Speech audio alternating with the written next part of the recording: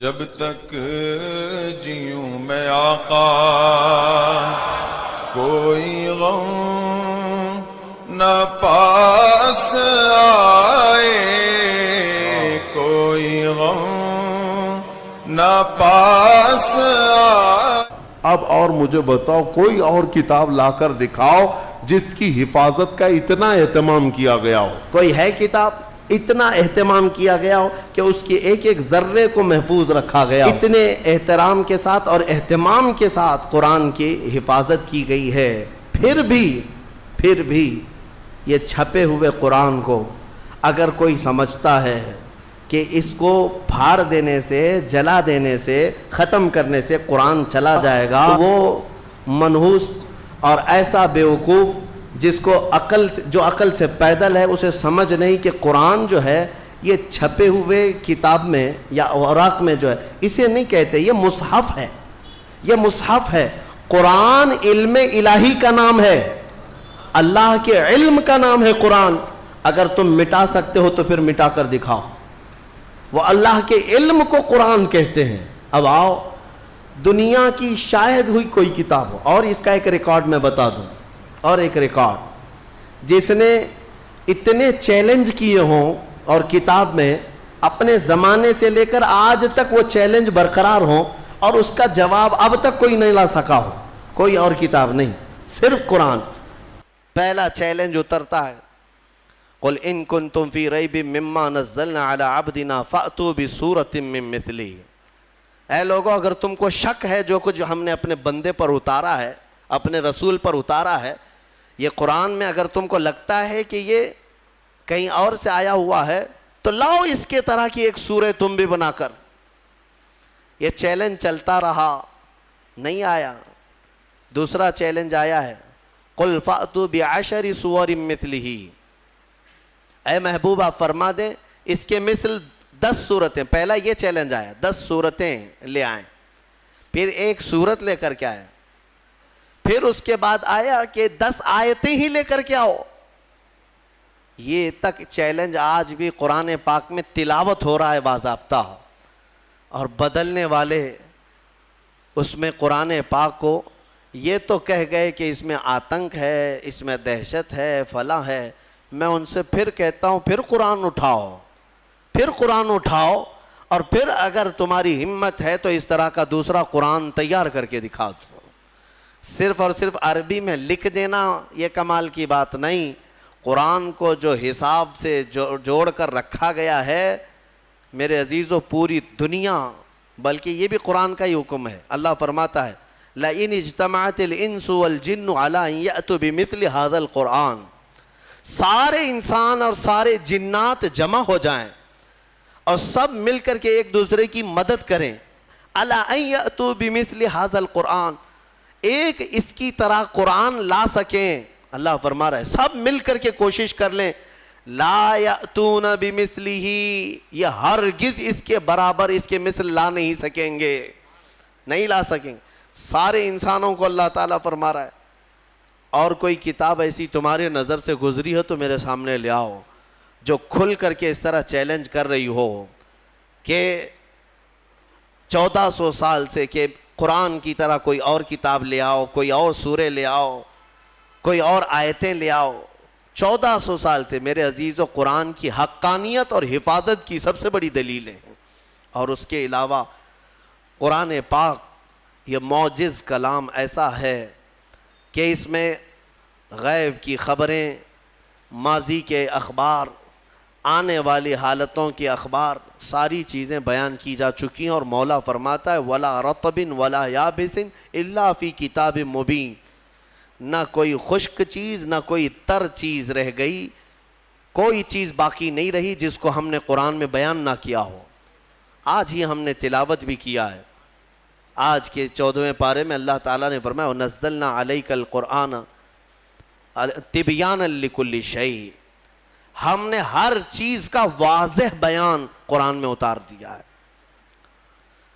اس کتاب میں ہم نے واضح بیان کر دیا ہے۔ حضرت عبداللہ ابن عباس رضی اللہ تعالیٰ عنہ ایک مفسر بھی ہیں اور حضور صلی اللہ تعالیٰ علیہ وسلم کے چچا حضرت عباس کے بیٹے ہیں۔ حضور کی شاگردی میں قرآن پڑھا ہے، وہ کہتے ہیں کہ اگر میرے اونٹ کے گلے کی رسی بھی گم ہو جائے تو میں قرآن سے ڈھونڈ لوں گا، اتنا علم ان کے پاس تھا۔ میرے عزیزو، اونٹ کی رسی اور قرآن کا کیا تعلق ہے؟ لیکن ان کے کہنے کا مطلب یہی ہے کہ دنیا کی کوئی بھی چیز تم لے آؤ، میں اس کو قرآن سے حل کر کے دکھاؤں گا۔ قرآن تمام علوم کا خزینہ ہے، اور اللہ تبارک و تعالیٰ اس کی حفاظت کا ضامن ہے۔ کچھ نہیں ہوگا قرآن پاک کا، کچھ نہیں ہوگا۔ آج کے زمانے میں ہم نے ایک حادثہ دیکھا، دلی میں بیٹھ کر وسیم رافضی نام کا ایک ملعون نطفہ ناپلید جو دوسروں کی جھولی میں پلتا رہا، دوسروں کے فضلے کھاتا رہا، اور کسی اور کا پالا ہوا بندہ اٹھ کر کے اچانک قرآن پر حملے کرنے لگا کہ میں قرآن کو بدل دیتا ہوں اور دوسرا قرآن لے آتا ہوں۔ دوسرا قرآن مطلب 26 آیتیں نکال کر کے، جو قرآن کی اصل آیتیں وہ نکال کر کے حذف کر کے ایک نیا قرآن لے آؤں گا۔ کتنے دن چلا اس کا قرآن؟ ابھی تو ہم بھی زندہ ہیں، ابھی ہم بھی زندہ ہیں، ہماری نسلوں کی تو بات چھوڑو۔ کہاں گئے صاحب جو چیلنج کر رہے تھے قرآن نیا لائیں گے سب کو؟ مدرسوں میں اس خبیث نے قرآن بھیجا تھا ایڈریس پہ، کئی مدرسوں میں پارسل بھیجا تھا کہ یہ قرآن اب پڑھایا کیجئے۔ جرأت اور ہمت دیکھیں، ابھی انجام آنا باقی ہے میرے عزیزو۔ جب جب کسی نے قرآن کو بدلنے کی کوشش کی ہے، مولا پوری اس کی ذات کو بدل دیا ہے، اس کی پوری حیثیت کو بدل کر رکھا۔ ہاں، ابھی انجام دیکھنا باقی ہے۔ آپ انشاءاللہ اپنی آنکھوں سے دیکھیں گے رب ذوالجلال کی پکڑ کیسی آتی ہے۔ کیونکہ میرے گھر کے ساتھ چھیڑ چھاڑ کر رہے ہو الگ بات ہے، میرے کپڑے کے ساتھ چھیڑ چھاڑ کر رہے ہو الگ بات ہے، لیکن مولا نے جس کے بارے میں وعدہ کیا کہ ہم نے قرآن کو اتارا اور ہم ہی اس کی حفاظت کریں گے، اور تم اس کے علم کے ساتھ چھیڑ چھاڑ کرو، اب پھر اللہ سے جنگ کرو، پھر اللہ سے جنگ کرنے کا انجام وہ خود بھگتیں گے۔ لیکن مسلمانوں سے میں یہ کہنا چاہوں گا، ہمیں قرآن پاک کے ضائع ہونے کا بالکل خوف نہیں ہے، ضائع ہونے کا خوف نہیں ہے، انشاءاللہ یہ صبح قیامت تک باقی رہے گا۔ لیکن میرے عزیزو، تم پر کہیں ایسی مصیبتیں نہ آئیں کہ قرآن تم سے روٹھ جائے، قرآن تم سے دور ہو جائے۔ ہاں، یہ بھی ہو سکتا ہے، کئی قوموں میں ایسا دیکھا گیا ہے کہ قرآن ان سے دور ہو گیا، تو یہ تمہارے لیے نحوست ہے، یہ تمہارے لیے بربادی ہے۔ وہ زمانے میں معزز تھے مسلمان ہو کر، وہ زمانے میں معزز تھے مسلمان ہو کر، اور آج ہم خوار ہوئے تاریک قرآن ہو کر، قرآن کو چھوڑ کر کے ہی ہم آج خوار ہیں، ذلیل ہیں۔ قرآن ایک محکم کتاب۔ آج میں آپ کو بتاؤں ایک فخر کی بات، آپ مسلمان ہیں، آپ اگر کسی کے ہاں بحث میں آ گئے، کوئی اگر آپ کو پکڑ کر کہنے لگے تیرے دین کی حقانیت کی کیا دلیل ہے، تیرا دین حق ہے، مذہب اسلام سچا ہے، کیا دلیل ہے؟ اللہ ایک ہے تم بولو، یہ تمہارا عقیدہ ہے، تیرا فیتھ ہے۔ محمد صلی اللہ علیہ وسلم دنیا کے سب سے اعلیٰ اور اشرف انسان ہیں، سامنے والے کہے گا یہ تیرا عقیدہ ہے، تیرا فیتھ ہے۔ کرنٹ فی زمانہ مجھے کوئی ایسی دلیل دے دے جس کو میں سمجھ سکوں کہ تیرا دین سچا ہے۔ میرے عزیزو، سچ بتاؤں، تمہارے سامنے پیش کرنے کے لیے بڑے بڑے واقعات، بڑی بڑی کہانیاں، بڑی بڑی روایتیں، یہ سب نہیں، بلکہ صرف اور صرف تم قرآن پیش کر کے چیلنج کر سکتے ہو میرے دین کی حقانیت کی سب سے بڑی دلیل یہ ہے جو آج تک محفوظ ہے۔ اگر اس میں کوئی شک ہے تو تم اس کا بدل لا کر دکھا دو، یا اگر تم سچے ہو تو تم اپنے دین کی اس طرح مقدس محفوظ کتاب لا کر دکھا دو۔ یہ میرا چیلنج ہے۔ اس طرح کی محفوظ کتاب دنیا میں آج تک نہیں ہے اور نہ ہو سکے گی۔ کوئی بھی کتاب لاؤ، میں اس کے کئی نسخے ضرور دکھا دوں گا، کئی نسخے دکھا دوں گا۔ جتنے بھی ادیان، جتنے بھی دین دنیا میں پائے جاتے ہیں ان کے مقدس کتابیں ہیں، ہم یہ نہیں کہتے۔ عیسائی بائبل پڑھتے ہیں لیکن بائبل کی کئی قسمیں ہیں، کئی قسمیں. یونان والوں کی بائبل الگ ہے, امریکہ والوں کی بائبل الگ ہے, انگلینڈ والوں کی الگ ہے. حذف و اضافے کے ساتھ آیتیں بدلی ہوئی ہیں, واقعات میں ہیر پھیر ہے. اسی طرح دیگر مقدس کتابوں کا بھی حال ہے. میں کوئی بھی کتاب لاؤ اس کے 4-5 نسخے ضرور پیش کروں گا, اور پھر میرا یہ چیلنج ہے, تم قرآن امریکہ میں اٹھاؤ یا ہندوستان میں اٹھاؤ, افریقہ میں اٹھاؤ یا عرب میں اٹھاؤ, ہر جگہ تمہیں قرآن وہی ملے گا جو الحمدللہ سے شروع ہوتا ہے اور والناس پہ ختم ہوتا ہے. الحمدللہ. یہ قرآن کی حقانیت کہ اس کے, اچھا آپ کیا سمجھتے ہیں, اس کے دشمن نہیں رہے, اس کو ختم کرنے کی کوششیں نہیں ہوئی, بہت کچھ کر چکے, لیکن کیا کر سکتے ہیں؟ آسمان کو کب کون نیچے لا سکتا ہے؟ آسمان کو نیچے, کچھ دشمن ہوتے ہیں. سنا ہے کہ کتا چاند کا دشمن ہوتا ہے. ہاں ہم نے سنا ہے, پتہ نہیں کیوں دشمنی کرتا ہے, کیونکہ 14ویں رات کو چاند کو دیکھ کر وہ بھونکنے لگ جاتا ہے, چاند کی طرف دیکھ کر کے بھونکتا ہے, اور شاید سوچتا بھی ہوگا کسی طرح اس کو نیچے گرا دوں بھونک بھونک کر کے, لیکن اس کے بس میں نہیں ہے, اس کی طاقت میں نہیں ہے. اس طرح بہت سارے آج کتے بھونکتے ہیں اسلام کی اس چکا چوند روشنی کو دیکھ کر, لیکن ان کے بس میں نہیں ہے اس کو زمین پر لا سکیں, قرآن کو زیر کر سکیں یا اسلام کو ختم کر سکیں. ہاں بس اتنا ہے کہ اپنے گوفے میں بیٹھ کر تھوڑی دیر بھونکتے رہیں, اور گلا خراب ہو جائے تو خاموش ہو جائیں, بس اتنا ہو سکتا ہے. اللہ تبارک و تعالیٰ کا کروڑا کروڑ احسان ہے کہ اس نے ہمیں دین حق کی ہدایت عطا فرمائی ہے, اور قرآن پاک جیسی محکم اور محفوظ کتاب اللہ نے ہمیں عطا فرمائی ہے. میرے عزیزو, اس کی حقانیت کی ایک اور دلیل میں تمہیں بتاؤں, اس کی حقانیت کی ایک اور دلیل, بلکہ بے شمار دلیلیں ہیں. ایک بات میں آپ کو بتا دوں, ہمارا یہ مزاج نہیں کہ قرآن کو ہم سائنس سے پروف کریں, ضروری نہیں ہم کو. ہم قرآن کو پروف کرنے کے لیے سائنس, فزکس, کیمسٹری, جغرافی, میتھس, ان سب کے سہارے لینا یہ ہمارا مزاج نہیں. لیکن اگر کوئی اس بات کا تقاضا کرے کہ کیا قرآن میں میتھس بھی ہے, کیا قرآن میں سائنس کی تھیوریز بھی ہیں, تب پھر ہم اس کو دلیل کے طور پر کچھ چیزیں پیش کرتے ہیں, ورنہ قرآن کی حقانیت کو ثابت کرنے کے لیے ہم یہ سب چیزوں کے محتاج نہیں ہیں. میں آپ کو بتاتا ہوں قرآن پاک کی وہ حقانیت. اچھا, یہ سب سے بڑی دلیل یہ ہے, اگر کوئی کہتا ہے کہ یہ محمد صلی اللہ تعالیٰ علیہ وسلم نے اپنی طرف سے لکھ دیا, اپنی طرف سے جمع کر دیا, تو بھی میرے عزیزو عرب والے یہ بات کہہ سکتے تھے جو ان کے زمانے میں موجود تھے, کسی نے نہیں کہا. جو ان کے جانی دشمن تھے وہ بھی نہیں کہہ سکے, کیونکہ سبوں نے دیکھا کہ اللہ نے انتظام ہی ایسا کیا کہ پوری زندگی میرے آقا صلی اللہ تعالیٰ علیہ وسلم کسی کے ہاں درس لینے کے لیے گئے ہی نہیں. ہمارے نبی کی خصوصیت کیا ہے؟ امی. ہم پڑھتے ہیں نا حضور کے نام پر درود, صلی اللہ علی النبی الامی. امی کسے کہتے ہیں؟ امی کا مطلب ہے جو کسی سے نہ پڑھا ہو, جو کسی سے نہ پڑھا ہو. سنبھل کر کے ترجمہ کرنا. کچھ بدبخت یہاں پر حضور کو بغیر پڑھا لکھا کہتے ہیں, وہ بغیر پڑھے لکھے تھے, نعوذ باللہ.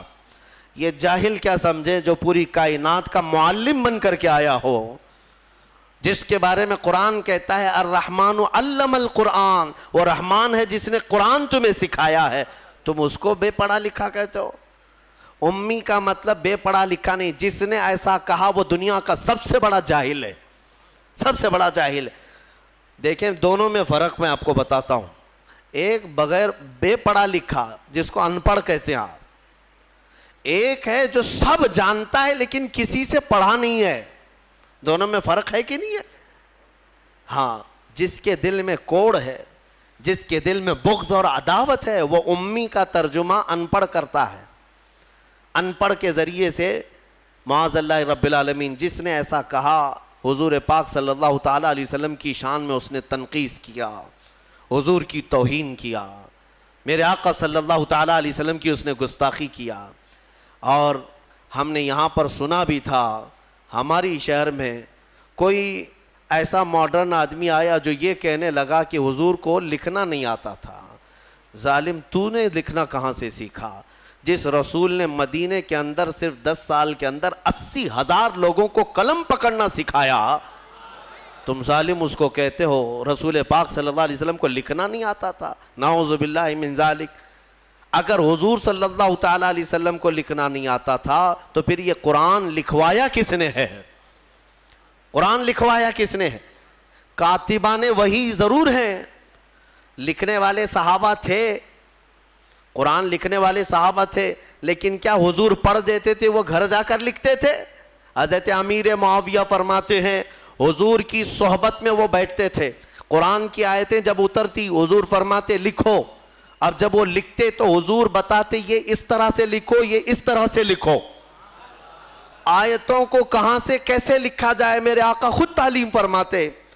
یہ اور بات ہے کہ رسول کریم صلی اللہ تعالی علیہ وسلم نے خود قلم نہیں اٹھایا، لیکن ہزاروں کو قلم پکڑنا خود سکھایا ہے میرے آقا نے، اور جو یہ کہتا ہے وہ ہمارے دل کو ٹھیس پہنچاتا ہے۔ اے سنی مسلمانوں، نبی پاک صلی اللہ تعالی علیہ وسلم کو لکھنا نہیں آتا تھا، نعوذ باللہ من ذالک۔ قرآن جن کے بارے میں کہہ رہا ہے وَعَلَّمَكَ مَا لَمْ تَكُنْ تَعْلَمْ، اے رسول ہم نے آپ کو وہ سب سکھا دیا جو آپ نہیں جانتے تھے۔ اگر حضور لکھنا نہیں جانتے تھے تو اس آیت کے مطابق رب نے انہیں سکھایا کہ نہیں سکھایا؟ اللہ فرما رہے ہم نے وہ سب سکھا دیا۔ سب میں کیا کیا آیا؟ سب میں کیا کیا آیا؟ سب میں میرا اور تمہارا نام بھی آ گیا۔ ہاں، میرے رسول کو اللہ نے وہ بھی سکھا دیا کہ اتنے زمانے کے بعد یہ لوگ آئیں گے، فلاں آئیں گے۔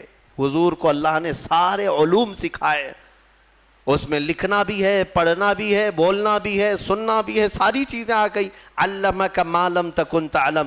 اسی لیے الحمدللہ ہم اہل سنت و جماعت کا موقف یہ ہے کہ میرے رسول عالم ما کان و ما یکون ہیں، جو کچھ ہوا وہ بھی جانتے تھے اور جو کچھ ہونے والا ہے وہ بھی جانتے تھے۔ بات میں جو کہہ رہا تھا وہ توجہ سے سنیں۔ امی کسے کہتے ہیں؟ پھر سے تنبیہ کے ساتھ میں کہہ رہا ہوں، امی کا مطلب ان پڑھ نہیں، بلکہ جو کسی سے پڑھا ہوا نہ ہو، اس کا کوئی استاد نہ ہو۔ میرے رسول کی شان ہے، وہ امی ہیں، اگر ان کو کسی نے پڑھایا ہے تو سیدھے ان کے پروردگار نے پڑھایا ہے۔ ہاں بس اللہ تبارک و تعالیٰ ان کا استاذ ہے، جبرائیل بھی نہیں۔ بعض لوگ یہ کہتے ہیں کہ جبرائیل آ کر دکھا دے۔ جبرائیل علیہ السلام کا کام صرف پہنچانے کا ہے، پڑھانے کا نہیں۔ جبرائیل علیہ السلام کا کام کیا ہے؟ پہنچانے کا۔ اسی لیے ہمارے ایک مفسر نے لکھا ہے پہلی آیت جو قرآن کی اتری وہ کیا تھی پتہ ہے نا مسلمانوں؟ اقرا بسم ربک الذی خلق، غار حرا میں یہ اتری ہے۔ میں توجہ چاہتا ہوں، جب جبرائیل آئے غار حرا میں تو جبرائیل یہ کہہ رہے تھے اقرا، پڑھو۔ کیا کہہ رہے تھے؟ پڑھو۔ اور حضور فرما رہے تھے ما انا بقاری، میں نہیں پڑھنے والا۔ اب یہاں پر بھی کچھ ظالم کوڑ دل والے کہتے ہیں ترجمے میں کہ مجھے پڑھنا نہیں آتا۔ تم کو پڑھنا نہیں آتا، رسول کو کیا نہیں آتا ہے؟ حضور یہ فرما رہے تھے کہ میں نہیں پڑھنے والا، میں پڑھوں گا نہیں۔ وہ کیوں کہہ رہے تھے میں آپ کو بتاتا ہوں۔ پھر سے جبرائیل نے سینے سے سینہ لگایا، 3 بار کیا جبرائیل نے اقرا، پڑھیے۔ کیا کہا؟ پڑھو۔ اس میں فرق سمجھو میرے عزیزو، عربی میں ایک لفظ ہے قل۔ قل کا مطلب ہوتا ہے کہو۔ بچے کو ہم قریب لائیں جو بالکل ابتدائی والا ہو تو اس سے کہتے ہیں کہ بیٹا میں جیسا کہوں ویسا کہو، میں جیسا بولوں ویسا بولو۔ مطلب کیا ہے کہ ابھی اس کو کچھ آتا نہیں ہے، اس لیے میں اس کو کہہ رہا ہوں بولو۔ یہ قل میں ہوتا ہے، قل میں۔ اور بعض مفسرین نے فرمایا جبرائیل جب اقرا کہہ رہے تھے کہ پڑھو، یہ اسی کو کہا جاتا ہے جو کبھی پڑھا ہوا ہو، یہ اسی سے کہا جاتا ہے جو کبھی پڑھا ہوا ہو۔ اقرا، پڑھو۔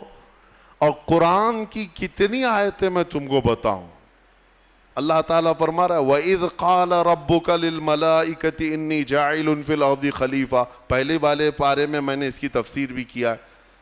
وَإِذْ کا مطلب کیا ہے؟ ترجمہ اٹھا کر کے دیکھ لینا۔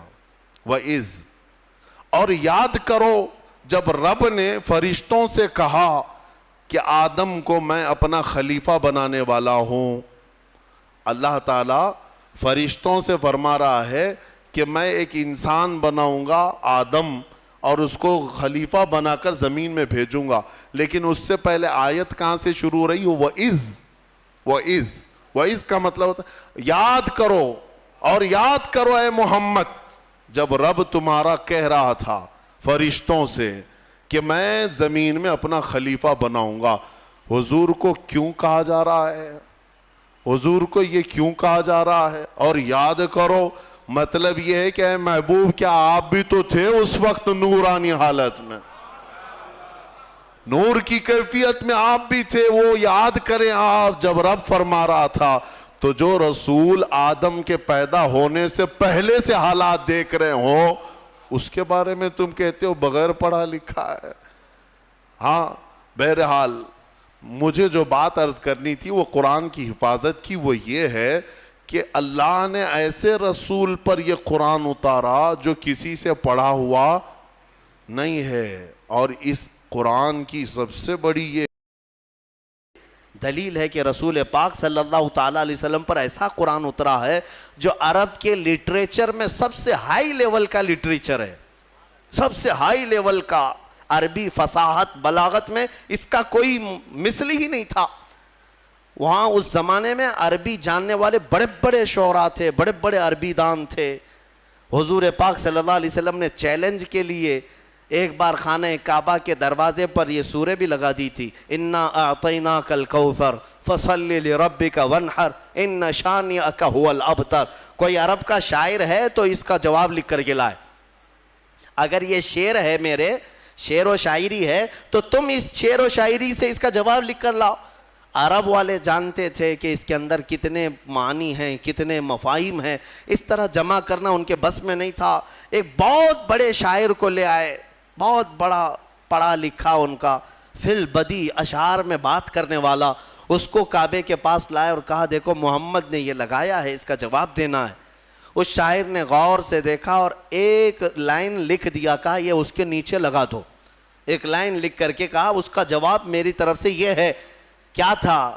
آیت تو لکھی تھی فَصَلِّ لِرَبِّكَ وَانْحَرْ إِنَّ شَانِئَكَ هُوَ الْأَبْتَرُ، اور شاعر نیچے لکھا ہوا تھا مَا هَذَا کلام البشر، یہ بشر کا کلام ہو ہی نہیں سکتا. اس نے نیچے لکھ کر کے کہا اس کا جواب یہی ہے کہ یہ بشر کا کلام نہیں ہو سکتا. اس وقت کے لوگوں نے اس کے اعجاز کو سمجھ لیا تھا قرآن عظیم کو کہ یہ محمد صلی اللہ علیہ وسلم کا اپنے پیٹ سے نکالا ہوا نہیں ہے یہ، بلکہ یہ اللہ رب العزت کی طرف سے کوئی تو ہے جو ان پر اتار رہا ہے یہ آیتیں. آپ کو ایک حیرت کی بات میں بتاتا ہوں. امریکہ کا جو انکشاف ہوا یہ تو بہت سالوں بعد پتہ چلا نا کہ اس طرف بھی ایک دنیا ہے. بہرحال اٹلانٹک اوشین میں جو یعنی سمندری سفر کا ماہر ایک بڑا مورخ بھی ہے، دانشور بھی ہے، پڑھا لکھا آدمی ہے اور وہ سائنٹسٹ بھی ہے. وہ سمندری سفر میں اٹلانٹک اوشین سے گزرتے ہوئے ایک علاقہ دیکھتا ہے جہاں سے اس کا جہاز گزر رہا تھا. تو وہ ایک ایسی جگہ آئی جہاں اتنا اندھیرا ہے کہ سورج کی ایک کرن بھی نہیں پڑتی، وہاں پر ایک کرن بھی نہیں آتی. اور جب جہاز وہاں چلا جائے تو اس نے کہا ہاتھ باہر نکالو تو بھی نظر نہ آئے، اتنا اندھیرا ہے. ایک علاقہ ہے سمندر کے بعد. اس نے باہر آ کر کئی سالوں کے بعد اس کا انکشاف کیا کہ میں نے اٹلانٹک اوشین کے اندر ایک ایسی جگہ دیکھی ہے جہاں پر سمندر میں نہایت ہی اندھیرا ہے، نہایت ہی اندھیرا ہے، ہاتھ نکالو تو بھی نظر نہ آئے. یہی اس کے جملے تھے. اور ظاہر سی بات ہے پہلا وہ شخص ہے جس نے یہ کھوج نکالی سمندر کے علوم میں. لیکن جب اس نے نکالا تو علماء ربانیین نے سن کر کے کہا قرآن پاک کی آیتیں پڑھو. سورہ نور 18ویں پارے میں اللہ تعالیٰ فرماتا ہے او کظلمات فی بحر لجی یغشاہ موج من فوقہ موج من فوقہ سحاب ظلمات بعضها فوق بعض اذا اخرج یدہ لم یکد یراہا ومن لم یجعل اللہ لہ نورا فما لہ من نور. اللہ فرماتا ہے مثال دیتے ہوئے کہ ایک اندھیری ایسی ہے کہ اندھیریوں پر اندھیریاں ہم نے ڈال رکھی ہیں، اندھیریوں پر اندھیریاں ایسی ڈال رکھی ہیں، اذا اخرج یدہ لم یکد یراہا، اگر کوئی وہاں ہاتھ بھی نکالے تو اسے ہاتھ بھی نظر نہیں آئے گا، ہاتھ بھی نکال، قرآن میں موجود ہے۔ اندھیریوں پر اندھیریاں ایک جگہ ہم نے ایسی ڈال رکھی ہیں کہ اگر کوئی ہاتھ بھی نکالے تو اسے ہاتھ نظر نہیں آئے گا، اور اللہ جس کے لیے روشنی نہ کرے کوئی اور روشن کر ہی نہیں سکتا۔ آیت یہ موجود ہے۔ اب اس صاحب کو بھی بتایا گیا جو کھوج نکالے تھے، کہا یہ تو قرآن میں موجود ہے۔ کہا قرآن کتنے سو سال پہلے؟ تقریباً اس زمانے میں 1200 سال گزر چکے تھے۔ 1200 سال پہلے یہ قرآن کی آیت میں، تو ہو سکتا ہے یہ قرآن جو محمد صلی اللہ علیہ وسلم نے جمع کیا ہے وہ بہت ہی ماہر تیراک ہوں گے، بہت ہی ماہر سمندر کے علم والے ہوں گے، علم الابحار انہیں بہت اچھی طرح سے معلوم ہوگا، یعنی سمندروں کے علوم ان کو بہت معلوم ہے۔ جب اس نے یہ کہا تو علماء نے اور مسکرا کر تعجب میں کہا کہ میاں بات ایسی ہے، میرے آقا صلی اللہ علیہ وسلم کی سیرت پڑھو، پورے 63 سال میں حضور کی زندگی میں کبھی سمندر پر جانے کا اتفاق ہی نہیں آیا، سمندر کے کنارے جانے کا بھی اتفاق نہیں آیا۔ تو وہ اش کرنے لگا، جو بندہ پوری زندگی میں کبھی سمندر نہیں گیا ہو اور وہ اٹلانٹک اوشین میں موجود اگر اندھیریوں کی خبر دے رہا ہے تو یہ محمد کا اپنا کلام نہیں ہے، ضرور اس کو اسی نے اتارا ہے جس نے وہ اندھیریاں پیدا کی ہیں۔ میرے عزیزو، یہ قرآن کی حقانیت کی ایک دو نہیں، سینکڑوں مثالیں تمہارے سامنے رکھ سکتا ہوں۔ میں نے اس سے قبل اس پر گفتگو بھی کی ہے، بیان بھی میرا موجود ہے۔ میڈیکل والے، سائنس والے بھی جانتے ہیں بچہ پیدا ہونے کے جو پروسیس ہیں، ایمبریولوجی جس کو کہتے ہیں، وہ آج تحقیق کے ساتھ پتہ چل رہے ہیں کہ 9 مہینے بچہ کن کن پوزیشن سے گزرتا ہے، لیکن 1400 سال پہلے قرآن میں اللہ تعالیٰ اپنے رسول کو بتا رہا ہے، ثم خلقنا النطفة علقة فخلقنا العلقة مضغة فخلقنا المضغة عظاما فكسونا العظام لحما۔ ڈاکٹروں سے پوچھ لینا، MBBS کیے ہوئے ہوں یا دیگر جو ایمبریولوجی پڑھے ہوئے ہوں، انہیں پتہ ہے بچہ جیسے ہی نطفہ ماں کے رحم میں جاتا ہے اس کے بعد کیا بنتا ہے، اس کے بعد وہ نطفہ تھوڑا سا بڑا ہو کر کے چپچپا بنتا ہے، چنگم کی طرح جس کے اندر چپکنے والی چیز ہو، اور اس کو عربی میں علقہ کہتے ہیں، وہ بہو وہی ترجمہ ہے۔ اور اس کے بعد یہ میڈیکل لائن کے اعتبار سے ہی میں بتا رہا ہوں، یہ چپچپا بنتا ہے اور اس کے بعد یہ خون کا لوتھڑا بنتا ہے، خون کا بستہ، خون بندھا ہوا خون جیسا ہوتا ہے، اور اس کے بعد پھر گوشت کا ٹکڑا بنتا ہے، پھر گوشت کے ٹکڑے کے بعد پھر یہ جو ہے ہڈیاں اس کے اندر آنے لگتی ہیں اور پھر شکل بننے لگتی ہے، اور پھر اس کے بعد اس پر چمڑی آتی ہے، پھر بال آتے ہیں۔ اب قرآن پڑھو تو سمجھ میں آئے گا۔ مولا فرماتا ہے خلقنا النطفة علقة، ہم نے نطفے کو علقہ بنایا، چپچپا بنایا، فخلقنا العلقة مضغة، اور پھر ہم نے علقے کو بستہ خون بنایا، فخلقنا المضغة عظاما، پھر یہ بندھے ہوئے خون اور بستہ گوشت کو ہم نے ہڈیاں دی، فکسونا العظام لحما، پھر ہم نے ہڈیوں پر چمڑیاں ڈالی، ثم انشأناہ خلقا آخر، پھر ہم نے مکمل کر کے اسے ایک نئی تخلیق میں پیدا کیا۔ میرے عزیزو، قرآن ایک جگہ نہیں، یہ آیتیں 3 سے 4 جگہ قرآن پاک میں پورے پروسیس کے ساتھ ہے۔ مجھے بتاؤ 1400 سال پہلے کون سا سونوگرافی تھا، کون سا سٹی اسکین تھا، کون سا ایکس رے مشین تھی، کون سی ایسی چیز تھی جو ماں کے پیٹ میں کیسے پروسیس ہوتا ہے بتا سکے؟ اگر میرے آقا صلی اللہ تعالیٰ علیہ وسلم نے قرآن کے ذریعے سے یہ بتایا ہے تو یقیناً قرآن اللہ کی کتاب ہے جو خود ماؤں کے پیٹ میں بچوں کی تخلیق فرماتا ہے۔ بہرحال مجھے بات صرف اتنی عرض کرنی ہے کہ قرآن کو تم نے چھوڑا ہے میرے عزیزوں، جس کی وجہ سے آج ہماری حالات ہے۔ کاش ایک بار قرآن پھر سے اٹھا لو۔ میں قسم رب ذوالجلال کی، اللہ تبارک و تعالیٰ کا وعدہ تمہیں یاد دلا رہا ہوں۔ مولا نے قرآن میں فرمایا کان حقا علینا نصر المؤمنین، ہم نے اپنے اوپر لازم کر لیا ہے کہ ایمان والوں کی مدد کریں گے۔ ہم نے ابھی قرآن میں پڑھا ہے ان یکم منکم 20 صابرون یغلبوا 200، اگر تم میں 20 لوگ صبر والے آ جائیں، مولا فرماتا ہے میں 200 پر انہیں بھاری کر دوں گا، 200 پر بھاری کر دوں گا۔ یہ سب وعدے تمہارے لیے ہیں، لیکن اب کیا ہوگا؟ اسی لیے کسی شاعر نے کہا تھا اب فقط شور مچانے سے نہیں کچھ ہوگا، اور یوں ہی ہونٹوں کو ہلانے سے کچھ نہیں ہوگا۔ تمہیں اب اس قرآن پاک کو اٹھا کر دیکھنا ہوگا کہ عملی زندگی کیا ہے۔ بڑے بڑے سائنسدان، بڑے بڑے مورخین قرآن پڑھتے رہے، آج بھی پڑھ رہے ہیں اور تحقیقات کر رہے ہیں۔ افسوس ہے کہ ہماری قوم میں ایک بڑا طبقہ قرآن سمجھنا تو دور کی بات ہے، پڑھنا بھی نہیں جانتے۔ جو پڑھنا نہیں جانتے، یہی تو حال ہے کہ ہم نے دیکھا ہے بڑی بڑی محفلیں، تمہیں قوالی میں تو اتنا جوش آتا ہے، تھرکتے رہتے ہو، ناچتے رہتے ہو، کون سا جوش ہے؟ ہاں، تم یہاں پر کسی محفل میں بیٹھ کر کے کچھ اشعار سنو تو تمہارے جسم میں وجد آنے لگتا ہے۔ بعض لوگ یہ کہتے ہیں یہ وجد ہے، وجد ہے۔ ارے اللہ کا کلام سن کر کوئی وجد نہیں آیا، قرآن پاک سننے کے بعد تمہارے رونگٹے کھڑے نہیں ہوئے، کیا کھڑے ہوں گے؟ سمجھ میں آتے تو نا۔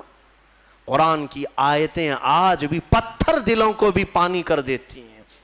تمہیں پتہ ہے فضیل بن عیاض اپنے زمانے کے بڑے ڈاکو، بغداد کے راستے پر جو بھی قافلہ گزرتا لوٹ مار کرتے تھے، لیکن ایک قاری قرآن اونٹ پر بیٹھ کر تلاوت کرتے ہوئے جا رہا تھا اور 27ویں پارے کی آیت تلاوت کر رہا تھا، أَلَمْ يَأْنِ لِلَّذِينَ آمَنُوا أَن تَخْشَعَ قُلُوبَهُمْ لِذِكْرِ اللَّهِ، کیا ایمان والوں کو ابھی وہ وقت نہیں آیا کہ اللہ کے ذکر سے ان کا دل ڈولنے لگ جائے، ہلنے لگ جائے، وہ توبہ کر لیں؟ اتنی آیت سنی تھی، فضیل بن عیاض کے ہاتھ کانپنے لگے۔ کیوں؟ عربی سمجھتے تھے، ڈاکہ زنی کرتے تھے لیکن عربی معلوم تھی۔ لیکن ایک قاری قرآن سے جب یہ آیت سنی، دل پر ایسے گزرنے لگی، ہتھیار پھینک دیا، ساری چیزیں پھینک دی اور چیخنے لگے، آن لنا ربنا، آن لنا ربنا، اے ہمارے رب وہ وقت آ گیا، وہ وقت آ گیا، مجھے تو اپنی بارگاہ میں لے لے۔ اور پھر ایسی توبہ کی، ایسی توبہ کی، اللہ اکبر۔ اس کے بعد جو ان کی زندگی میں تبدیلی آئی، جانتے ہیں فضیل بن عیاض اولیاء کرام کی جماعت میں سند کا نام ہے۔ آج اتنا بڑا مقام ہے کہ سیدنا غوث اعظم عبد القادر جیلانی رضی اللہ تعالیٰ عنہ بھی ادب کیا کرتے تھے، فضیل بن عیاض کا نام آئے تو وہ کس سے ان کی زندگی بدلی؟ قرآن کی آیت نے بدل دیا۔ آج بھی قرآن پاک سمجھ جاؤ تو تمہاری آنکھیں بہنے لگ جائیں۔ یہاں تو تراویح کی 4 رکعت جسے بھاری لگتی ہو وہ قرآن کیا سمجھے گا؟ ہاں، لوگوں کو ایسا ہی لگتا ہے کہ بالکل شتابدی ایکسپریس والی جہاں تراویح ہوتی ہے وہاں پڑھنا چاہیے، 15 منٹ میں پورا ہو جائے، کچھ بھی پڑھتا رہے ہو، عربی پڑھے کہ چائنیز پڑھے کہ جرمنی پڑھے، ہاں بس یہ ہے کہ تڑ جلدی سے نکالتے۔ مسلمانوں، کیا یہ بوجھ ہے تراویح جس کو تم اپنے کندھوں سے ہٹا کر بھاگنا چاہتے ہو؟ مزاج تو یہ بناؤ کہ قرآن ہمیں ویسا سنایا جائے جیسے رسول پاک کے زمانے میں سنایا جاتا۔ قرآن سنیں تو ہمیں رسول پاک کا مدینہ یاد آ جائے۔ قرآن کے نغمات آج بھی، اس کی قراتیں لوگوں کو رلا دیتی ہیں، تمہیں اندازہ بھی نہیں ہے۔ کئی انگریز مصر میں نے دیکھا ہے، کئی انگریز جن کو قرآن سنایا گیا اور انہیں معلوم تھا تو وہ رو پڑے۔ ایک فرانس کا بہت بڑا ڈاکٹر تھا اسکندریہ میں، ایک ہمارے بڑے شیخ ہیں، وہ قرآن کی تلاوت کرتے تھے تو وہ اپنی ڈاکٹریٹ پہ بڑا فخر کرتا تھا، صرف وہ حضرت کی قرآن کی تلاوت سننے کے لیے وہ باہر کھڑا رہتا۔ کئی دن کے بعد وہ ساری چیزیں چھوڑ کر کے اندر آیا اور کہا، اس کی جو مٹھاس ہے اور اس کی جو لذت ہے مجھے دنیا میں کہیں نہ ملی، مجھے اسی دامن میں داخل کر لیا جائے۔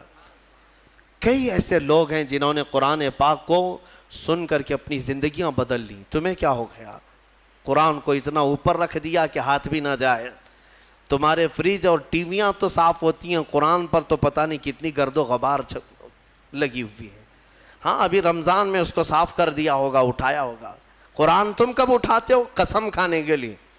جھگڑا ہو جائے دیکھو میں قرآن کی قسم کھا رہا ہوں. یا پھر کب قرآن اٹھاتے ہو؟ جب کسی کی میت ہو جائے جلدی لاؤ قرآن. ارے یہ زندوں کے لیے اترا ہے قرآن، مردوں کے لیے نہیں. قرآن زندوں کے لیے ہے نا. ہاں مردوں کو ایصال ثواب تو ضرور کرائیں گے ہم، فائدہ تو پہنچے گا تلاوت کا، لیکن یہ ایصال ثواب کے لیے ہی نہیں. قرآن کہتا ہے ھدی للمؤمنین، مومنوں کی ہدایت کے لیے آیا ہے. ہدایت چھوڑ کر کے تم دکان کی اوپننگ کے لیے، گھر کی ٹھنڈک کرانا ہے، اوپننگ کرانا ہے، اور پھر ماں باپ کی میت ہو گئی ہے، اور پھر کیا ہے جھگڑے میں قسم کھانا ہے. یہی ساری چیزیں قرآن اٹھانے کی ہے. قرآن عظیم اللہ تعالیٰ کا وہ عظیم تحفہ ہے کہ پوری زندگی بھر اس پر رشک کرو گے تو بھی کم ہے. آج پوری دنیا میں کسی قوم کے پاس یہ کتاب نہیں ہے جتنی محکم کتاب تمہارے پاس ہے. سینہ تان کر کے کہہ سکتے ہیں ایسی کتاب کسی کے پاس نہیں ہے. اتنا بڑا ذخیرہ تمہارے پاس ہے اور تم اس کو پیچھے ڈالے ہوئے ہو. بچپن میں ہمارے بچوں کو جب مدرسہ بھیجتے ہیں ہم تو قرآن سینے سے لگا کر بھیجتے ہیں نا. بچہ سینے سے لگا کر کے آتا ہے قرآن. لیکن چندی دنوں کے بعد جب ہم بڑے ہونے کے بعد دیکھتے ہیں اسکول جانے کے وقت بچہ تو سارا بستہ پیٹھ پر رکھا رہتا ہے. ہوتا یہی ہے نا، بستے میں ساری بکس کتابیں پیٹھ پر رکھا رہتا ہے، لیکن مدرسہ جب آتا ہے تو قرآن سینے سے لگا کر آتا ہے. شاید بڑوں نے ہمارے بزرگوں نے یہ رواج رکھا ہوگا کہ بیٹا قرآن ہمیشہ سامنے ہونا چاہیے، قرآن ہمیشہ مقدم رہے، بعد میں سب. لیکن بڑے ہونے کے بعد یہ سامنے والی چیز پیچھے ڈال دیتا ہے، پیچھے والی چیز کو ہی اہمیت دینے لگتا ہے. ایک بات یاد رکھو، میں نہ کالج کا مخالف ہوں، نہ اسکول کا مخالف ہوں، نہ یونیورسٹی کا مخالف ہوں. ہاں کوئی بھی کالج کا، یونیورسٹی کا، کہیں کا اسٹوڈنٹ ہو میرے ساتھ بیٹھے، میں اس کے ساتھ انشاءاللہ ڈسکس ضرور کروں گا ہر ٹاپک پر. لیکن یہ برکت ہے صرف قرآن کی. تو حکیم الامت فرماتے ہیں وہ رات یاد کرو جب معراج کی تھی. اللہ رب العزت نے جبرائیل امین کو بھیجا اپنے حبیب کو بلانے کے لیے. رسول پاک صلی اللہ تعالیٰ علیہ وسلم کو وہ رات کے وقت آئے، بیدار کیے اور مسجد حرم میں لے گئے اور وہاں زمزم سے غسل فرمایا. اور وہاں سواری کھڑی تھی براق سواری پر میرے آقا صلی اللہ علیہ وسلم کو سوار کرایا گیا. اب جانا ہے بیت المقدس جہاں 1,24,000 باراتی کی شکل میں انبیاء اکرام دولہے کے انتظار میں ہیں. دولہے کے انتظار میں ہیں انبیاء کرام علیہ السلام کہ وہ حسین دولہا آئے گا اور ہماری امامت کرے گا. تو اب یہ پوری کائنات کا حسین دولہا جب براق کی سواری پر سوار ہوتا ہے، وہاں کون تھا؟ یہ آمینہ کا در یتیم. جب براق پر سوار ہوا ہے تو ماں بھی نہیں ہے، کیونکہ ماں بچپن میں انتقال کر چکی. باپ بھی نہیں ہے، باپ پیدا ہونے سے پہلے انتقال کر چکے. دادا نہیں ہے، وہاں کوئی عظیم رشتہ دار نہیں ہے. جبرائیل امین نے سوار کیا براق پر، اور جب جانے کی باری ہوئی مولا نے فرمایا دنیا کے دولہوں کو ان کے گھر والے سبحان اللہ کہتے ہیں، میرا محبوب دولہا بنا ہے تو خود خالق کائنات کہتا ہے سبحان الذی اسری بعبدہ، سبحان الذی اسری بعبدہ. پاک ہے وہ ذات جس نے اپنے بندے کو سفر کرایا. اب اندازہ کرو ہمارے اور تمہارے لیے گھر کے ماں باپ اور چچے چچیاں سبحان اللہ کہیں، اور میرا محبوب وہ ہے جس کی سواری پر خود خالق کائنات سبحان کہے، اللہ خود سبحان کہے. عزیزان گرامی وقار، اس سفر کو جتنا بھی بیان کیا جائے وہ کم ہے. ہم بیان صرف اس لیے کرتے ہیں کہ ہمارے بچوں میں یہ سفر منتقل ہوتا رہے، اس لیے کہ بعد میں انٹرنیٹ کے بچے یہ انکار نہ کرنے لگ جائیں. کیونکہ انٹرنیٹ کے زمانے میں لوگوں کا ایسا لگتا ہے ٹائی سوٹ بوٹ والے ہی سارا دین لے کر کے آئے ہیں، باقی اولیاء کیا لے کر کے آئے ہیں. اب کے زمانے میں ایسی ہو رہا ہے. اسی لیے میرے عزیزوں، ہم اپنے ممبروں سے رسول پاک کے تمام معجزات بیان کرتے رہیں گے، انشاءاللہ ہماری نسلوں میں یہ منتقل ہوتے بھی رہے گا. حضور اکرم صلی اللہ تعالیٰ علیہ وسلم، اور ایک عقیدہ لے کر کے جائیے آپ. معراج جو ہوئی ہے نا حضور کی، کچھ جماعتیں آج بھی ہیں وہ کہتی ہیں ہم معراج کا انکار نہیں کرتے، لیکن وہ حضور کے خواب میں ہوا تھا سفر. ارے خواب میں چیز ہو تو اتنا بیان کرنے کی ضرورت ہی کیا ہے؟ خواب میں کوئی اگر اتنا لمبا سفر دیکھا ہو تو یہ کوئی بہت تعجب کی بات ہے کیا؟ خواب میں آپ کل رات سو کر کے امریکہ پہنچ سکتے ہیں, انگلینڈ بھی پہنچ گئے, اور پھر صبح اٹھ کر کے کہے میں رات کو امریکہ میں تھا, پھر وہاں سے انگلینڈ گیا, پھر وہاں سے سعودی گیا, پھر اس کے بعد ممبئی آ گیا اور صبح یہیں مسجد میں تھا. تو تعجب تو کسی کو نہیں ہوگا, سننے والا بھی کہے گا صحیح بات ہے, ہو سکتا ہے 7 ملکوں پہ بھی جا کے آ سکتا ہے ایک نیند میں. لیکن حضور پاک صلی اللہ تعالیٰ علیہ وسلم جب مکہ والوں کے سامنے بیان کر رہے تھے معراج کا سفر, تو کیا سارے مکہ والوں نے قبول کر لیا تھا؟ سفر کو مان لیا تھا؟ نہیں مانا. مکہ والوں کا انکار کرنا اس بات کی دلیل ہے کہ حضور خواب نہیں بیان کر رہے تھے, اپنی حقیقی زندگی کا سفر بیان کر رہے تھے. اگر خواب بیان کرتے تو مکہ والے انکار تھوڑی نہ کرتے, وہ کہتے ہو سکتا ہے خواب میں گئے ہوں گے آپ. حضور اپنی حیات ظاہری کا اور حقیقی زندگی کا سفر بیان کر رہے تھے, خواب کا نہیں. اور عربی میں عبد جو یہاں پر آیا ہے آیت میں, سبحان الذی اسرا بعبدہ, عبدہ, عبد کسے کہتے ہیں؟ عبد کون ہے؟ بندہ. عبد کا مطلب بندہ. لیکن بندہ جو ہے کیسا ہوتا ہے؟ ہر بندے کے پاس 2 چیزیں ہونی ضروری ہیں, جسم بھی ہو روح بھی ہو. جسم بھی ہو روح بھی ہو. جسم اور روح کے مرکب کو بندہ کہا جاتا ہے. سمجھ میں آ رہی بات؟ اور خواب میں سفر جسم نہیں کرتا, صرف روح کرتی ہے. اگر حضور کی صرف روح نے سفر کیا تھا تو قرآن میں بندے کا ذکر نہیں آتا. اللہ یوں فرماتا پاک ہے وہ ذات جس نے اپنے رسول کی روح کو سفر کرایا, بلکہ قرآن میں اللہ فرما رہا ہے پاک ہے وہ ذات جس نے اپنے بندے کو سفر کرایا. بندے کا مطلب ہے کہ رسول روح اور جسم دونوں کے ساتھ گئے تھے, روح اور جسم دونوں کے ساتھ گئے تھے. اب یہاں پر ایک مسئلہ یہ بھی آتا ہے کہ پرانے زمانے کے جو فلسفی تھے, فلاسفہ جن کو کہتے ہیں, فلسفی والے لوگ, وہ اس بات کا انکار کرتے تھے کہ ممکن نہیں ہے آسمانوں کے اوپر جانا, کیونکہ آسمان جو ہے یہ دھوئیں کا نام نہیں ہے, یہ بادل نہیں ہے. آسمان ایک دبیز قسم کی ایک پرت ہے, اتنی کہ اس کو آپ پھوڑیں تو پھوٹے گا نہیں. زمین سے بھی زیادہ مضبوط لے ہے آسمان کی. ہاں, اس کو کوئی کھود نہیں سکتا, توڑ نہیں سکتا, اس میں سوراخ نہیں کر پاؤ گے. کن کن چیزوں سے کون سا میٹل ہے وہ اللہ بہتر جانے.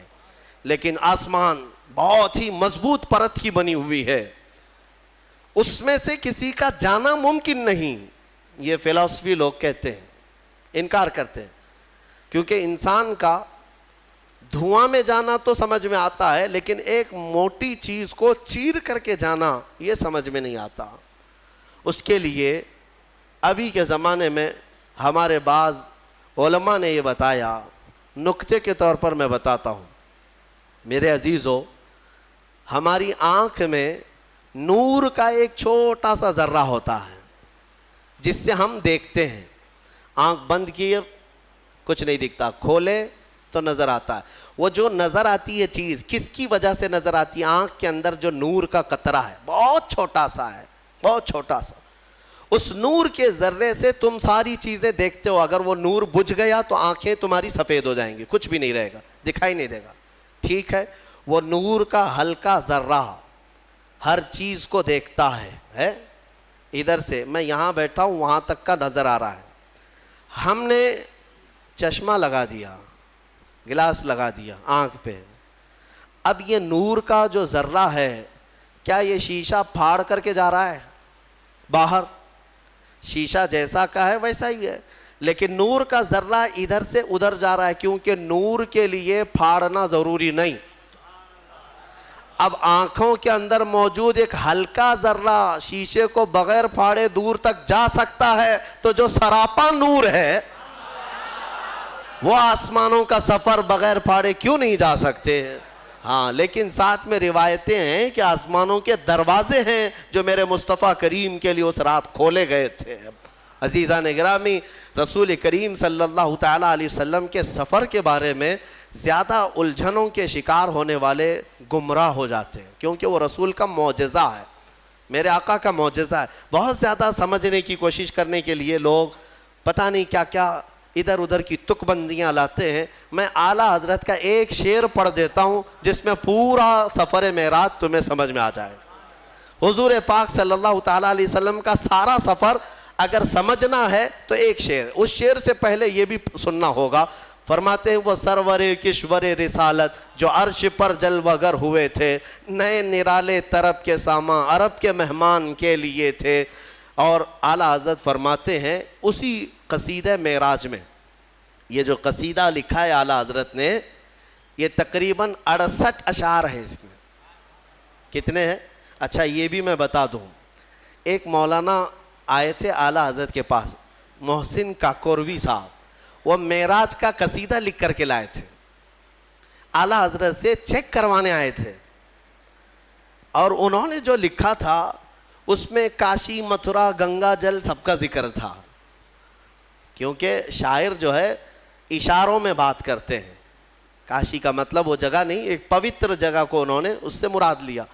اشعار وہ لکھ کر کے لائے تھے اعلیٰ حضرت کے پاس، ظہر کے بعد وہ آئے اور لے کر کے وہ سنانے کے لیے بیٹھے، تو کچھ ہی اشعار اعلیٰ حضرت نے سنے تھے ابھی، تو اعلیٰ حضرت نے رکھ لیا۔ عصر کی اذان ہو گئی، عصر کی اذان ہو گئی، کہا مولانا رکھ دیجئے نماز کے بعد دیکھیں گے، اذان ہو گئی ہے۔ تو اذان کے لیے اٹھ کر چلے گئے، سنتیں پڑھی اور فرض کا انتظار کرتے کرتے قصیدہ معراج اعلیٰ حضرت مسجد میں بیٹھ کر کے ہی ترتیب دینے لگے، اور اس کے بعد عصر کی جماعت ہو گئی۔ عصر کی نماز کے بعد آئے، کاکوروی صاحب سے کہا آپ کا رکھیے اور یہ میرا پڑھیے، تو انہوں نے اٹھایا، کہا پڑھتے رہے، ایک شعر، 2 شعر، 3 شعر، 4 شعر، میرے عزیزو 200 سے زیادہ الفاظ اس میں موجود، 68 اشعار صرف عصر کی سنت اور فرض کے بیچ میں لکھ کر کے پورے قصیدہ معراج کو بیان کر دیا۔ انہوں نے پوچھا کاکوروی صاحب کہ مولانا احمد رضا صاحب آپ کے پاس یہ کب کا لکھا ہوا تھا؟ کہا بس سنت اور فرض کے بیچ میں مسجد میں جو ذہن میں آ گئے وہ میں نے ترتیب دیا۔ ارے جو ذہن میں آ گئے ان کا حال یہ ہے کہ اچھوں کو آج پڑھنا نہیں آتا۔ وہ سرور کشور رسالت جو عرش پر جلوہ گر ہوئے تھے، نئے نرالے طرب کے سامان عرب کے مہمان کے لیے تھے۔ اور اعلیٰ حضرت فرماتے ہیں اتار کر ان کے رخ کا صدقہ جو بٹ رہا تھا نور کا باڑا، چاند سورج اچھل اچھل کر جبیں کی خیرات مانگتے تھے۔ یعنی اس دن اللہ تبارک و تعالیٰ اپنے حبیب کا جو صدقہ بانٹ رہا تھا اس میں چاند سورج بھی اچھل اچھل کر مانگ رہے تھے کہ حضور کے جبین سے جو نکلا ہوا صدقہ ہے مولا وہ ہمیں عطا کر دے۔ اور پھر فرماتے ہیں وہی تو اب تک چھلک رہا ہے، وہی تو جوبن ٹپک رہا ہے، نہانے میں جو گرا تھا پانی کٹورے تاروں نے بھر لیے تھے۔ نہانے میں جو گرا تھا پانی کٹورے تاروں نے بھر لیے تھے۔ اب یہ قصیدہ بڑا لمبا ہے، میں جو کہنے جا رہا تھا وہ ایک ہی شعر میں سارا معراج کا سفر سمجھ میں آ جائے گا۔ اعلیٰ حضرت فرماتے ہیں وہی ہے اول، وہی ہے آخر، وہی ہے ظاہر، وہی ہے باطن۔ حضور کے لیے توجہ چاہتا ہوں، کیا الفاظ ہیں، وہی ہے اول، وہی ہے آخر، وہی ہے ظاہر، وہی ہے باطن، اسی کے جلوے اسی سے ملنے اسی سے اس کی طرف گئے تھے۔ یہ ہے معراج کا سفر۔ کیا ہے؟ 4 چیزیں اس میں ایک ہی مصرے میں بیان کر دیا، اسی کے جلوے اسی سے ملنے اسی سے اس کی طرف گئے تھے، بس یہی ہے۔ یہ جو معراج کا سفر ہے تم حضور کی طرف دیکھ رہے ہو، حقیقت میں یہ رب کے جلوے، اسی کے جلوے، رب کے جلوے اسی سے ملنے گئے، اور اسی سے مطلب اس کی ہی طاقت سے، اور کہاں گئے؟ اسی کی طرف گئے۔ اب اس میں پورا سفر سمجھ میں آ گیا۔ رب ذوالجلال خود اپنے نور کو اپنے پاس بلا رہا ہے، تو اس کے لیے نہ وقت کی ضرورت ہے، نہ سما، نہ کیف، نہ یہ مکان، نہ زمین، کسی چیز کی حاجت نہیں۔ بہرحال ان گتھیوں کو سلجھانے کے لیے ضرورت نہیں ہے کہ آپ واٹس اپ اور فیس بک اور دیگر انسٹا کے مناظرین سے سنیں. جب بھی سفر معراج سننا ہو تو عاشقان رسول سے سنا کریں. اعلیٰ حضرت رضی اللہ تعالیٰ عنہ کے کلام پڑھیں, آپ کو سمجھ میں آ جائے گا. یہ قصیدہ معراج, یہ معراج کا جو سفر ہے یہ سورۃ الاسراء میں بیان ہوا. میرے عزیزو, اس کے بعد اسی پارے میں جلدی جلدی عرض کر دیتا ہوں, اللہ تبارک و تعالیٰ نے بہت ہی اہم باتیں بیان فرمائی. فرماتا ہے وَقَضَىٰ رَبُّكَ أَلَّا تَعْبُدُوا إِلَّا إِيَّاهُ وَبِالْوَالِدَيْنِ إِحْسَانًا. تمہارے رب نے یہ فیصلہ فرما دیا کہ اللہ کے سوا تم کسی کی عبادت نہیں کرو گے اور اپنے ماں باپ کے ساتھ اچھا سلوک کرو گے. رب کے بعد اچھا سلوک کرنے کا حکم اللہ نے ماں باپ کے ساتھ کیا. اما یبلغن عندک الکبر احدہما او کلاہما, اگر ان دونوں ماں باپ میں سے کوئی ایک بڑھاپے کو پہنچا یا دونوں بوڑھے ہو گئے, فلا تقل لہما اف, ان کو اف تک نہ کہو, ولا تنہرہما, اور انہیں جھڑک کر بات نہ کرو, وقل لہما قولا کریما, جب بھی ان سے بات کرنا تو نرمی سے بات کرو. اکثر لوگ یہاں مات کھا جاتے ہیں. ہاں, بہت سارے لوگ جوانی میں تو اپنے ماں باپ کی عزت کر لے جاتے ہیں, جب ماں باپ بوڑھے ہو جائیں اور تم جوان ہو گئے ہو اس وقت عزت کر کے دکھاؤ, یہ کمال کی بات ہے. پھر تمہیں سمجھ میں آئے گا کہ تم حقیقت میں مرد ہو یا نہیں ہو. ہاں, حقیقت میں تمہاری پرورش کیسی ہے سمجھ میں آئے گا. بڑھاپا آ گیا ہو, ایک چیز کو بار بار وہ پوچھ رہا ہو, باپ ایک چیز کو بار بار بھول جاتا ہو, ماں بوڑھی ہے اٹھ نہیں سکتی, بار بار پوچھتی ہے یہ کہاں ہے وہ کہاں ہے, تم جھڑک دیتے ہو, اماں ابھی تو پوچھا تھا جواب تو دیا میں نے, کتنی بار پوچھتی ہو. تمہیں پتہ نہیں تم بچپن میں اس ماں سے جتنی بار پوچھتے تھے وہ ہر بار جواب دیتی تھی. اپنے باپ سے پوچھو, جب تم چھوٹے تھے کسی چیز کو دیکھ کر بار بار پوچھتے تھے, باپ تمہیں بار بار بتاتا تھا, لیکن تم سے اب سہا نہیں جاتا. ایک بار سوال کرنے کے بعد پھر دوسری بار وہ سوال کرے تو کہتے ہو بھولنے لگ گئے باپ, ہمارے بیمار ہو گئے ہیں, لوگوں کے سامنے نہیں لاتے, بے عزتی ہو جائے گی. اے میرے عزیزو, جس رسول نے فرمایا تمہاری جنت ان کے قدموں میں ہے. ہاں, ماں کے قدموں میں جنت ہے اور باپ جنت کا دروازہ ہے.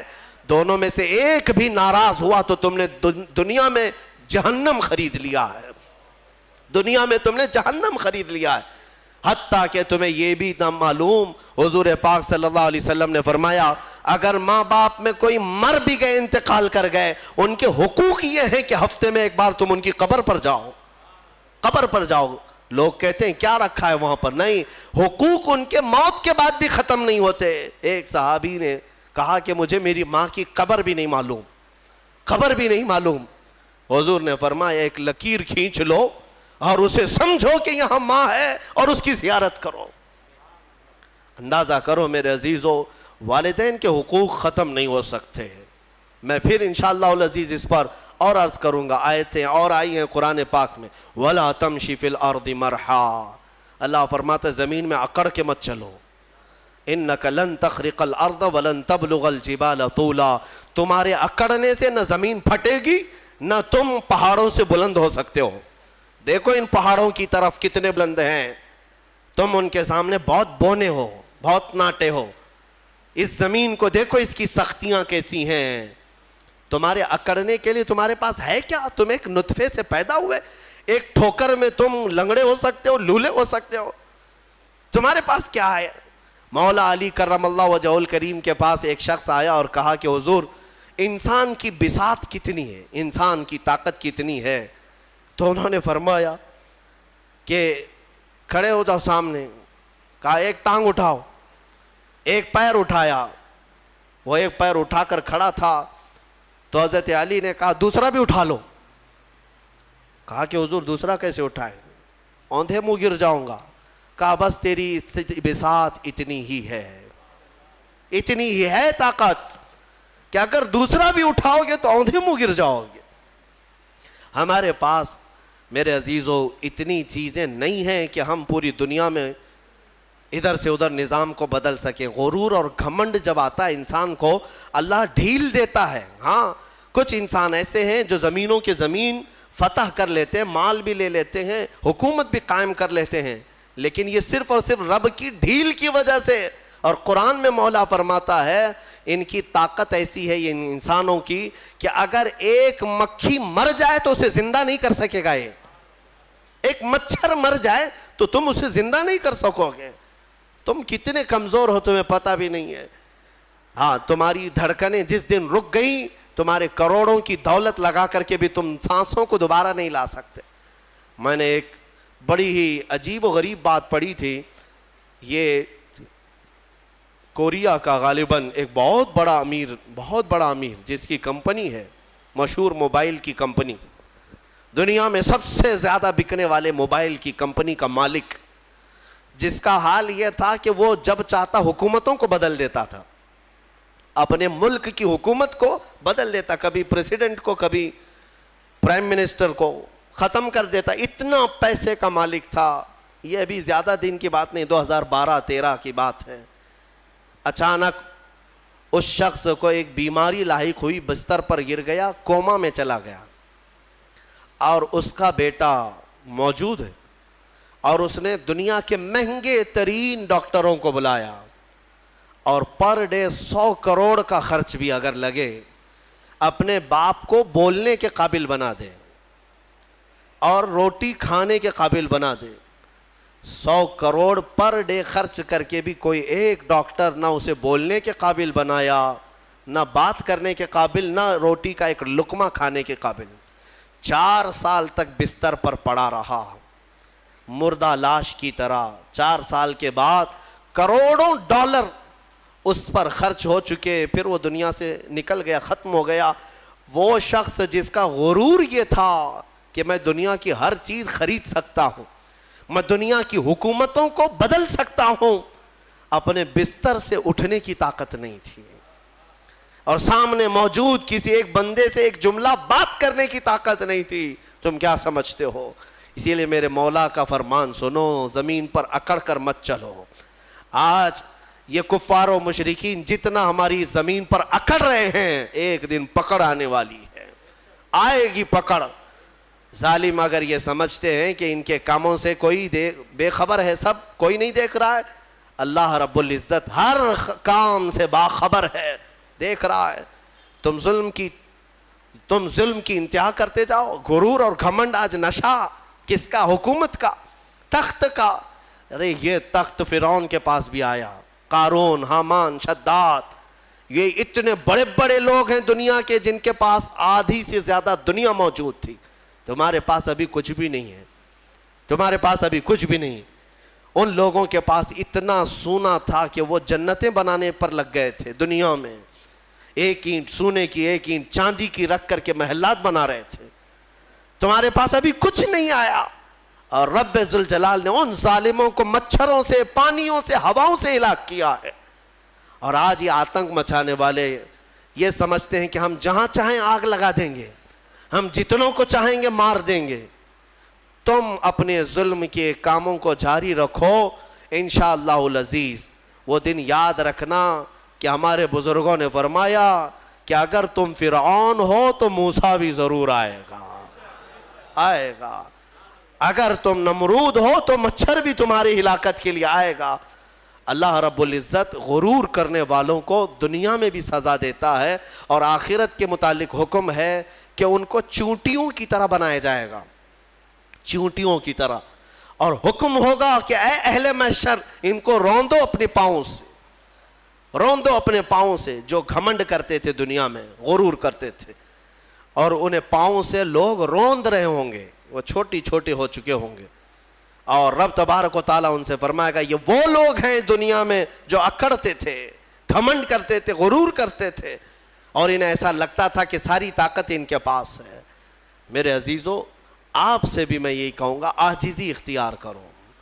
تواضع انکساری اچھی چیز ہے, اور کیسے پتہ چلے, بڑھ کر کے سلام کیا کرو, چاہے چھوٹا ہو بڑا ہو. تمہارے دل میں کبر نہ آئے, غرور نہ آئے. ہر ایک کو اہمیت دیا کرو, اچھا کپڑے پہننے والا ہو کہ تنگ کپڑے پہننے والا ہو, غریب ہو کہ امیر ہو, فقیر ہو کہ غنی ہو, آپ اسے سلام میں پہل کریں، اسے مصافحہ کریں۔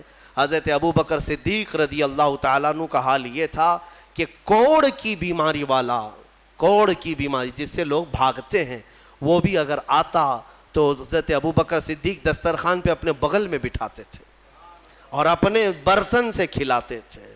یہ نہیں ہے، حالانکہ حدیث پاک میں بچنے کا حکم دیا گیا ہے، لیکن صرف اور صرف تواضع انکساری کے طور پر۔ تواضع اور انکساری انسان کو بلند بناتی ہے۔ اسی لیے حکیموں نے کہا ہے جس شاخ میں پھل ہوتے ہیں وہ جھکی رہتی ہے، پھل ہوں تو ٹہنی جھکی رہتی ہے، اور جس شاخ میں پھل نہیں ہے تو اکڑی رہتی ہے، تنی رہتی ہے۔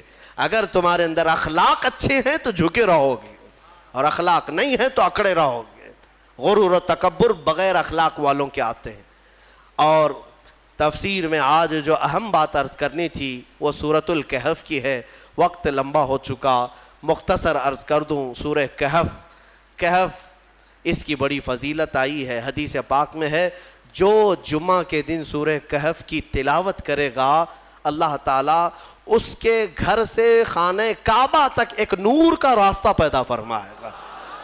اور ایک حدیث میں ہے اس جمعہ سے لے کر اگلے جمعہ تک جو کچھ بھی اس کی خطائیں ہیں اللہ معاف فرمائے گا۔ سورہ کہف کی تلاوت، 2 فائدے بتائے۔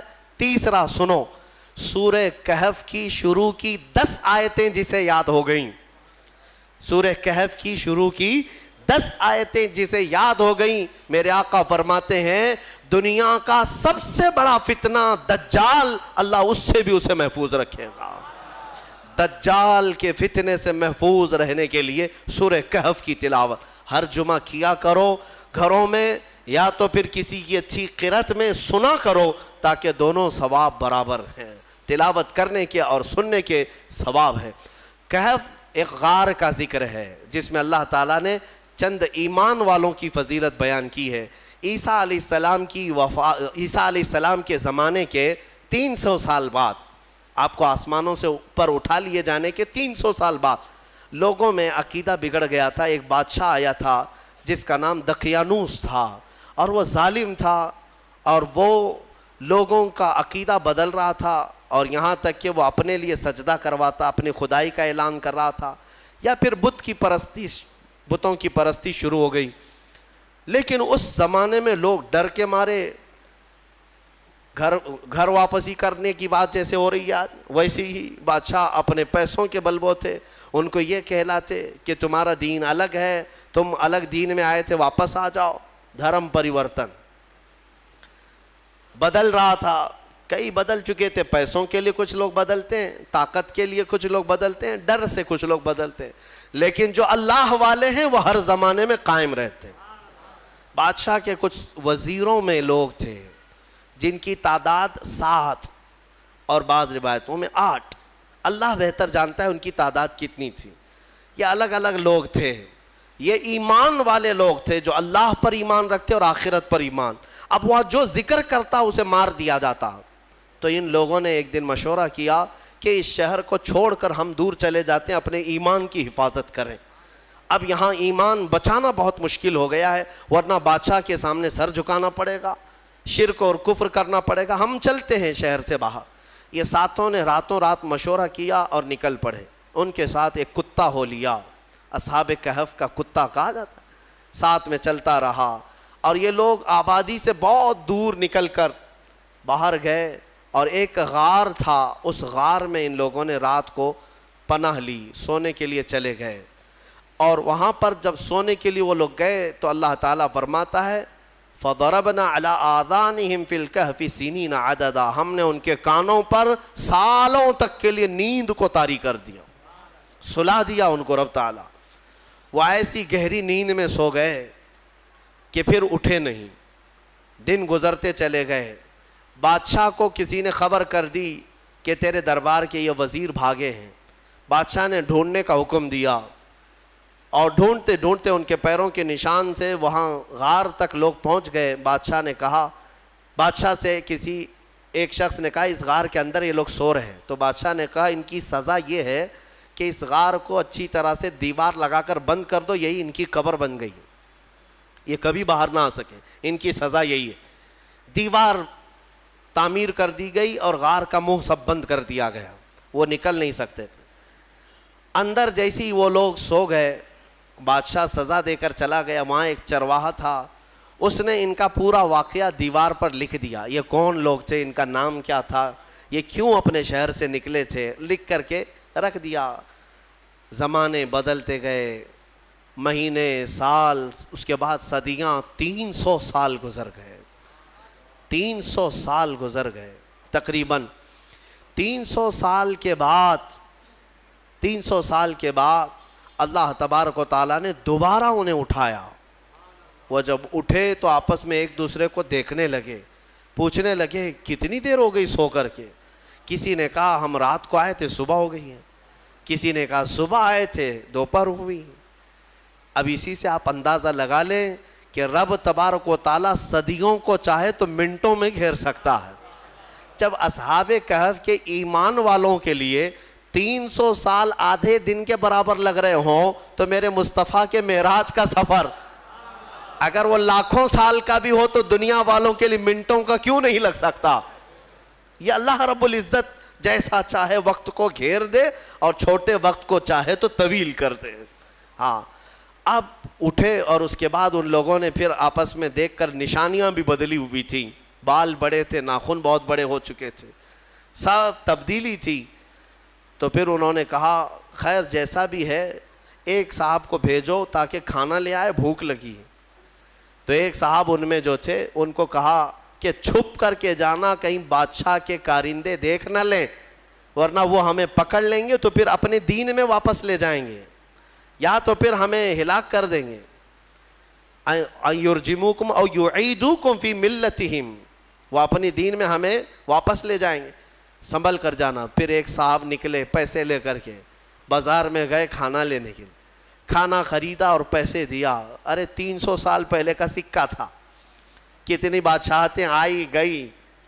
دکان والے نے دیکھا اور کہا یہ کیا دے رہے ہو, کہا پیسہ دے رہے ہیں. کہا یہ پیسے کہاں سے تمہیں ملے, کہا یہ ہمارے اپنے پیسے ہیں.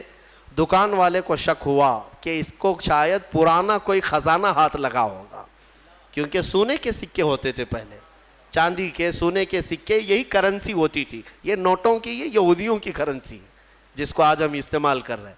اصل جو کرنسی تھی وہ سونے اور چاندی کی ہوا کرتی. تو پھر دکان والے نے اس صاحب کو جو اصحاب کہف میں ہیں دکان پر ہی کھڑا کیا اور اندر سے جا کر کے بادشاہ کی پولیس کو خبر کر دیا. اس وقت جو بادشاہ تھا اس کا نام بیدروس تھا, وہ ایمان والا تھا اور وہ اللہ کی بارگاہ میں دعا کر رہا تھا. روز دعا کرتا تھا کہ اے مولا میری قوم گمراہ ہو رہی ہے, یا آخرت پر یقین نہیں کر رہی ہے, مرنے کے بعد دوبارہ زندہ ہونے پر یقین نہیں کر رہی ہے, تو کوئی ایسی نشانی دکھا دے کہ ان کا عقیدہ مضبوط ہو جائے. ہاں, بادشاہ کی دعا پر اللہ تبارک و تعالیٰ نے دوبارہ ان کو زندہ کیا ہے. تو بیدروس کے پاس جب یہ خبر پہنچی کہ ایسا ایسا ایک شخص آیا ہے جو پرانے زمانے کے سکے لے آیا ہے, تو بادشاہ نے اپنی فوج کو ساتھ کر دیا کہ جاؤ اس شخص کے ساتھ, یہ کہاں سے آیا. جب یہ کھانا لینے آئے ہوئے صاحب نکل کر کے واپس پوری فوج کے ساتھ غار آ رہے تھے, تو اصحاب کہف نے کہا ہمارا ساتھی پکڑا گیا اور بادشاہ کی فوج آ رہی ہے ہمیں گرفتار کرنے. لیکن جو آئے وہ لوگ, ان لوگوں کو دیکھا تو سارے لوگوں نے اللہ کی بارگاہ میں سجدہ ریز ہو گئے. کہا اصحاب کہف کے بارے میں ان لوگوں نے سن رکھا تھا کہ کچھ لوگ ایسے تھے جو بادشاہ سے اپنا ایمان بچا کر چلے گئے تھے اور غار ان کے لیے قبر بنا دی گئی تھی, اور آج غار کھلا ہے اور اس میں یہ لوگ زندہ سلامت بیٹھے ہوئے 300 سال کے بعد زندہ سلامت بیٹھے. تو بادشاہ نے اپنی پوری قوم کو بلایا اور کہا کہ دیکھو وہ رب قدیر 300 سال کے بعد جب کسی کو بیدار کر سکتا ہے تو ہر انسان کو موت کے بعد دوبارہ زندہ ضرور فرمائے گا. عقیدہ آخرت کو زندہ کیا. اب اصحاب کہف دوبارہ اپنی غار میں گئے, کھانے ہونے کا مسئلہ تو ختم, اور دوبارہ ان کو نیند لگ گئی. اللہ نے پھر ان کو گہری نیند میں سلا دیا. جیسے ہی وہ سو گئے تو اصحاب کہف کا کتا بھی اسی طرح زندہ ہوا, اسی طرح پھر سویا. اب جو بیدروس تھا اس نے دیوار پھر سے بنا دی اور ان کا پورا واقعہ لکھا اور وہاں ایک مسجد بنائی, اور مسجد بنا کر وہ ڈیٹ، وہ جو دن تھا جس دن وہ اٹھے تھے، اس دن کو یادگار کے طور پر سارے لوگوں کو اعلان کیا کہ سال میں جب یہ دن آئے گا سب یہاں جمع ہوں گے اور اللہ کی عبادت کریں گے۔ اسی سے تو عرس کی شرعی حیثیت بھی ثابت ہوتی ہے۔ اولیاء اکرام کے عرس ہم جو مناتے ہیں قرآن پاک میں موجود ہے۔ اصحاب کہف جس دن سوئے جس دن اٹھے وہ تاریخ لکھ دی گئی۔ بہرحال اب اصحاب کہف کو دوبارہ جب اندر رکھا گیا تھا تو سونے کے تابوت بنائے تھے بادشاہ نے، یہ بیدروس نے سونے کے جنازے تابوت بنا کر اس میں ان کو لٹایا اور اندر رکھا۔ ایک ہی دن کے بعد وہ بادشاہ کے خواب میں آئے اور کہنے لگے کہ ہم دنیا سے بھاگ کر کے یہاں آئے اور تو دنیا ہمارے پاس لایا ہے، فوراً ہمیں اس سونے اور چاندی سے الگ کر۔ پھر دوبارہ ان کا غار کھولا گیا، پھر وہ سونے کے تابوت سے انہیں نکالا گیا اور پھر صاف مٹی میں انہیں سلایا گیا۔ یعنی میرے عزیزو اندازہ کرو ان 7 لوگوں کے بارے میں کہیں قرآن میں یہ نہیں ہے کہ وہ نبی ہیں، وہ شہید ہیں، وہ صدیق ہیں، نہیں، بلکہ مولا فرماتا ہے وہ 7 نوجوان تھے جنہوں نے اپنا ایمان بادشاہ سے بچا کر اللہ پر یقین کر کے غار میں پناہ لی، تو اللہ نے ان کا تصرف اور طاقت اتنی عطا کی کہ ان کی سونے کے بعد بھی وہ جس کے خواب میں جائیں چلے جائیں اور 300 سال بعد جب چاہیں بیدار ہو جائیں۔ اب جن کے بارے میں صاف ثابت ہے کہ امت مصطفیٰ کی یہ اولیاء ہیں، صدیق ہیں، شہید ہیں، تو کیا وہ اپنی قبروں میں زندہ نہیں ہو سکتے؟ اور اگر صدیق شہید زندہ ہیں تو میرا مصطفیٰ بھی اپنی قبر میں زندہ